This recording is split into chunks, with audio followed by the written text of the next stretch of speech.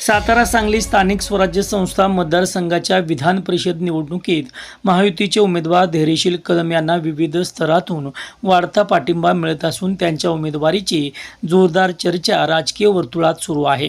निवडणुकीच्या पार्श्वभूमीवर महायुतीच्या प्रचाराला आणखी बळ मिळालं असून सातारा जिल्ह्यातील ज्येष्ठ शिवसेना नेते व जिल्हा परिषदेचे माजी अध्यक्ष संजीवराजे नाईक निंबाळकर यांनी धैर्यशील कदम यांना आपला ठाम पाठिंबा दर्शवला आहे। शुक्रवारी फलटण येथे धैर्यशील कदम यांनी संजीवराजे नाईक निंबाळकर यांची भेट घेतली।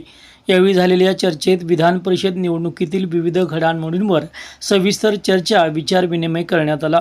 महायुतीचे उमेदवार धैर्यशील कदम यांना विजयी करण्यासाठी आपण सर्वोत्तरी प्रयत्न करणार असल्याचे आश्वासन यावेळी संजीवराजे नाईक निंबाळकर यांनी दिले। तसेच त्यांच्या उमेदवारीबाबत सकारात्मक भूमिका व्यक्त करत त्यांनी शुभेच्छा दिल्या।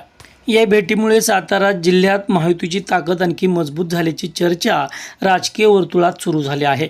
स्थानिक स्वराज्य संस्थांमधील मतदारांशी असलेला संपर्क, कार्यकर्त्यांचे जाळे आणि विविध नेत्यांचा मिळणारा पाठिंबा यामुळे धैर्यशील कदम यांच्या प्रचार मोहिमेला नवीन ऊर्जा मिळाल्याचं चित्र आहे।